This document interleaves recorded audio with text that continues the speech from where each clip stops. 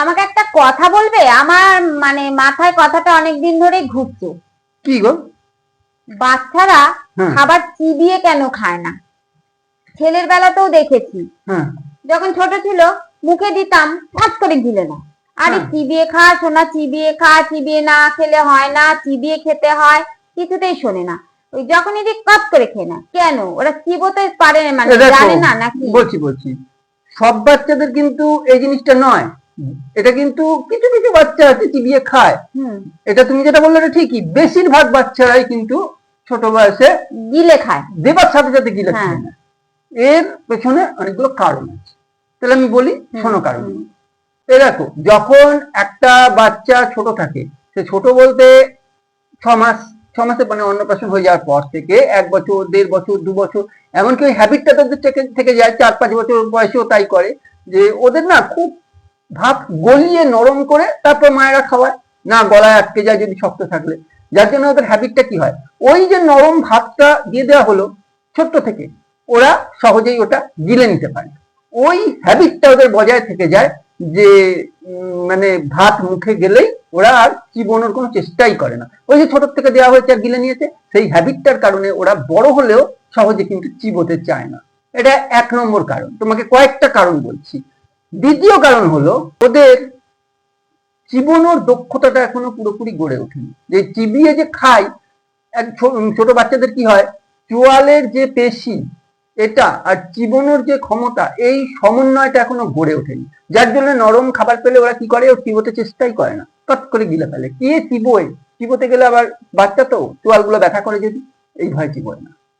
তৃতীয় যে কারণটা বলছি, মন দিয়ে শোনো।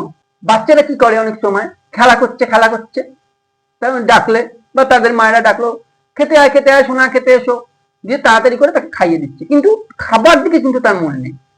ওই খেলা, কোনো বাচ্চা দেখবে খেলা ছেড়ে এসে যে খায় এর মধ্যে থাকে না।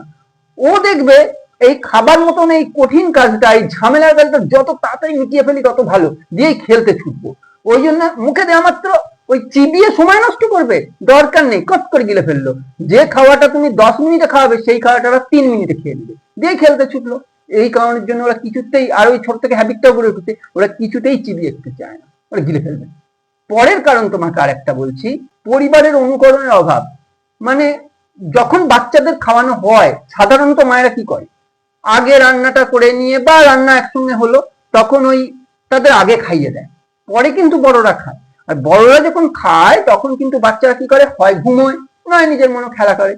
ওই যে ওদের আগে খাইয়ে দেওয়া হয়, ওরা কিন্তু কিভাবে খাওয়া হয় সেটা কিন্তু ওরা দেখেনি, ওরা শিখছে না। যার ফলে ওই ছোট থেকে অভ্যেস হয়ে গেছে যে দেয়া মাত্র গিলে নেয়া, ওইটাই ওরা চালিয়ে যায়। এইটা আবার কি হয়, বড়রা যখন খেতে বসছে তখন যদি দেখে, তাতে এটা অনেকটা কম। তাহলে চিবিয়ে খাওয়া খুবই তো গুরুত্বপূর্ণ। অবশ্যই চিবিয়ে তো খেতেই হবে, তার পেছনে কতগুলো কারণও আছে। দেখো, চিবিয়ে খাওয়ার গুরুত্ব হচ্ছে, যত চিবোবে মুখে যে লালা থাকে, ওই লালার সঙ্গে খাবারটা মিশে তারপর পেটে গেলে সহজে হজম হবে। তারপরে খাবারটা বড় বড় টুকরো তো, ওটা বা বড় বড় ডালা, ওটা ছোট্ট ছোট্ট টুকরো হয়ে ভেঙে যাবে, যার জন্য যখন পেটে যাবে পাকস্থলীর ওপর চাপটা কম পড়বে। তারপরে হচ্ছে, যত চিবোবে দাঁত আর চোয়ালের স্বাভাবিক বিকাশ ঘটবে, দাঁত ভালো থাকবে, দাঁত বেরোবে, বা যেগুলো বেরোয়নি তখন দাঁত শক্ত হবে, মাড়ি শক্ত হবে। আর একটা বড় কথা হচ্ছে, চিবিয়ে খেলে চট করে গলায় খাবার আটকাবে না। যেই গিলতে গেল বাচ্চাদের অনেক সময় গলায় খাবার আটকায়, ওইটা ভয়টার থেকেও সম্পূর্ণ সেরে যাবে।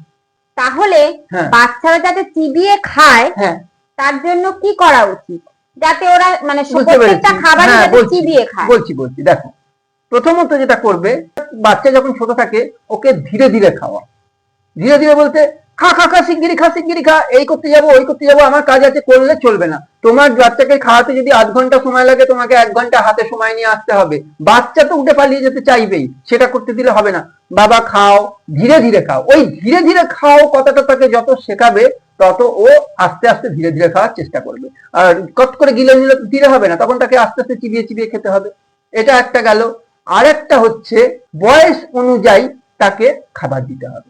ধরো তুমি ছোটবেলায়, একদম ছোটবেলায় গলা ভাত দিচ্ছ, সবজি সেদ্ধ করে পেস্ট করে তুমি মেখে দিচ্ছ, ওটা যখন আবার 2 বছর, 2.5 বছর, 3 বছর বয়স হবে, তখন ও চিবিয়ে খেতে পারে এমন খাবার দিতে হবে, দিয়ে তাকে ধীরে ধীরে খাওয়ানো শেখাতে হবে। তখন মুখে একটু শক্ত খাবার পড়বে, অটোমেটিক ও চিবোতে শুরু করবে। সে আলু ভাজা হোক, হ্যাঁ যাই হোক, মানে তাকে যাতে চিবিয়ে খেতে হয়।